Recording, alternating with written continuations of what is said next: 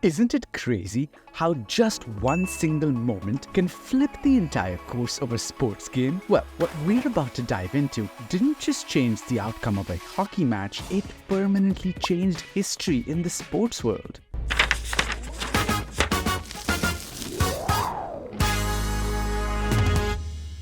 Hello and welcome back to Behind the Date. Today, we're talking about September 7th, a day that is remembered as the blackest day in ice hockey history. We're going to unpack the Lokomotiv Yaroslavl plane crash of 2011 and dig into how it happened, what led to it, and the disastrous effect it left behind.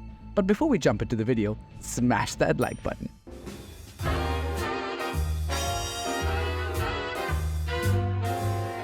Let's rewind back to September 7th, 2011, when the professional Russian ice hockey team, Lokomotiv Yaroslavl, was all ready and geared up. They were one of the leading squads in the Continental Hockey League and had won multiple Russian championships. On the afternoon of September 7th, the team was all set to board the Yakovlev Yak-42 aircraft at Tunusha Airport near Yaroslavl, Russia. The team was on its way to Minsk, Belarus, to play their opening game of the 2011-2012 Continental Hockey League season. The aircraft consisted of 45 members, out of which 8 were crew members and 37 were passengers. Just moments after the aircraft took off, the unimaginable happened. You know, that heart-stopping fear that lurks in the back of our minds every once in a while when flying? Yes, I'm talking about an airplane crash, and sadly, it turned into a reality for them. Their airplane crashed into an antenna and slammed into the ground near the bank of Tunusha River, around 2 miles from the airport. Players, coaches, crew, almost everyone was gone in the blink of an eye. Out of the 45 members traveling on the aircraft, only one of them managed to survive the crash. He was the flight's mechanic, Alexander Sizov, who traveled in the passenger cabin. This wasn't a tragic incident just for Russia, but for the entire world. It turned into a global tragedy. The players on the team represented international countries, including Canada, Sweden, Slovakia, and the Czech Republic. The news of the crash spread like wildfire, leaving fans, players, and officials from around the world in absolute shock. But how exactly did an airplane consisting of such important people crash, and who is responsible for it?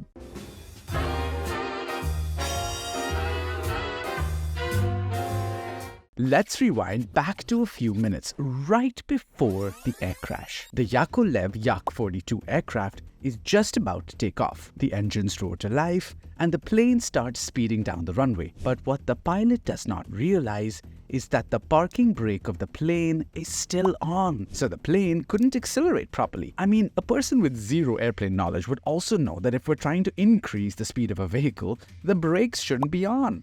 That's literally the recipe for an accident. Now, the plane is struggling, it hasn't reached the necessary speed, but for the pilot, for some weird reason, decides to lift off anyways. The aircraft manages to climb a modest height of about 20 to 30 feet before it starts losing altitude. It then collides with the antenna of the airport's outer marker beacon, smashes into the ground, and bursts into flames. This might sound like it's coming right out of a movie, but no, this actually happened. The aircraft crashed just 2 miles from the airport. Emergency services were immediately dispatched to the scene, but tragically, there was very little that could be done as everything had already burnt down. The Russian government was immediately notified and an investigation was launched by the Interstate Aviation Committee. Was this just a foolish mistake by the pilot, or was there something bigger to it? Well, official investigations did reveal that one of the pilots had a sedative drug in his system, phenobarbital, which had not been reported on his medical forms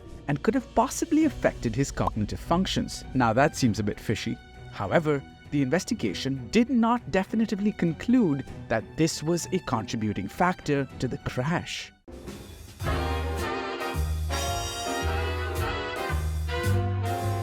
When the news of the crash hit, KHL officials stopped the Atlanta game that was going on. They had a minute of silence, and then everyone left the arena. A 3-day mourning period was announced for the lost players. The world was shocked, and the hockey community was heartbroken. The KHL and other teams offered to loan players to Lokomotiv, but they decided to sit out the 2011-2012 KHL season and instead come back the next season to honor their lost teammates. The plane crash site and Lokomotiv's home turf were turned into places of tribute. The biggest tribute was at Arena 2000, Lokomotiv's home turf, with thousands of mourners, including Russian Prime Minister Vladimir Putin. Talking about tragic incidents that shook the entire world, we have tea on the car crash that led to Princess Diana's death. If you want to know all about that incident and whether it was planned, then go check out my next video and make sure you subscribe to Behind the Date for more captivating stories, mind-boggling facts, and insane adventures. Let's quench your curiosity and make every day exciting and extraordinary. I'll see you back with Princess Diana.